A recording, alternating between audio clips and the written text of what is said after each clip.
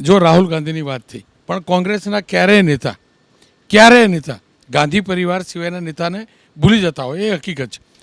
આપને લાગે છે રાહુલ ગાંધી અને મનમોહનસિંહ 2014 પહેલાં એ જે પ્રોપર કદાચ ઇક્વેશન નહોતું સેટ થતું, તમને યાદ હશે ઓર્ડિનન્સ ફાડીને ફેંકી દીધેલો, પણ ખડકે અને રાહુલ ગાંધી આ બંનેનું પ્રોપર ચાલી રહ્યું છે કે એ પણ કારણ હોઈ શકે.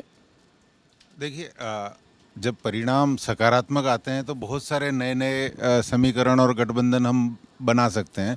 ये बात बिल्कुल निसंदेह सत्य है कि राहुल गांधी कॉम्बिनेशन जो है वो थोड़ा पॉजिटिव कॉम्बिनेशन है कंपैरेटिवली राहुल गांधी जी और मनमोहन जी वाला कॉम्बिनेशन के.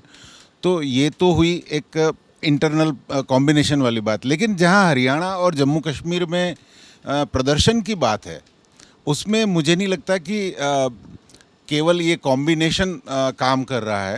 वहाँ काम कर रहे हैं बहुत सारे कई सारे मुद्दे, जिसमें किसानों का मुद्दा, जवानों का मुद्दा, पहलवानों का मुद्दा.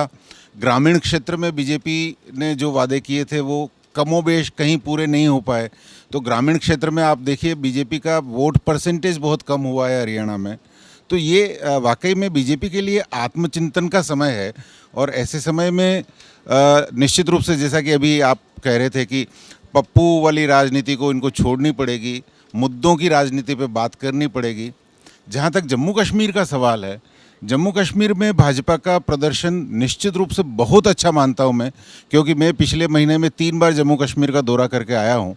और मेरा ये आकलन था कि बीजेपी 18-19 से आगे जीत का लक्ष्य नहीं हासिल कर पाएगी. लेकिन अभी जो रुझान आ रहे हैं वो निश्चित रूप से बहुत बहुत सकारात्मक हैं बीजेपी के लिए.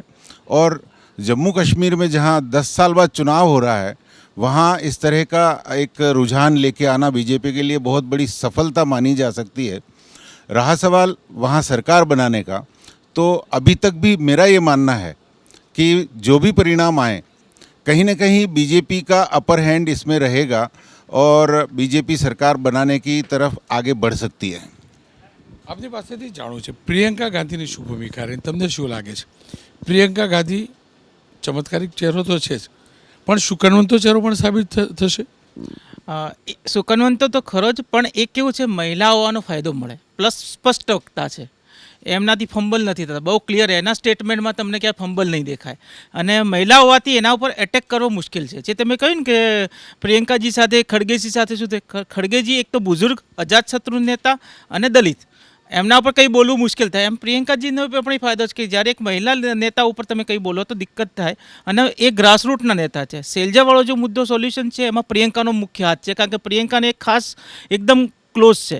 તો પ્રિયંકાનો રોલ જ્યારે જ્યારે જરૂર પડે ત્યારે જ પ્રિયંકા ઉતરતા હોય છે. પ્રિયંકા ગાંધી એટલું ડીપલી નહોતા ઉતર્યા. તમારે જોવું જોઈએ, આમાં રાહુલ ગાંધી અને મેન લીડરશિપ ભૂપેન્દ્ર હુડ્ડા જ હતા. શૈલજા પણ પાછળથી ઉતર્યા હતા અને પ્રિયંકા ગાંધી પણ પાછળથી, પણ જ્યાં જરૂર પડે ત્યાં જ પ્રિયંકા ઉતરતા હતા. જેમ કે લોકસભામાં એમને અમેઠી રાયબરેલી જ જોઈ હતી. એટલે પ્રિયંકા જ્યાં જરૂર હોય ત્યાં ઉતરે છે. એ એમની ઇમ્પોર્ટન્ટ છે કે ઓવર એક્સપોઝ નથી થતા. એટલે એમની મેચ્યોરિટી તો દેખાય છે અને મેચ્યોરિટીને લીધે જ ફાયદો મળે છે કોંગ્રેસને.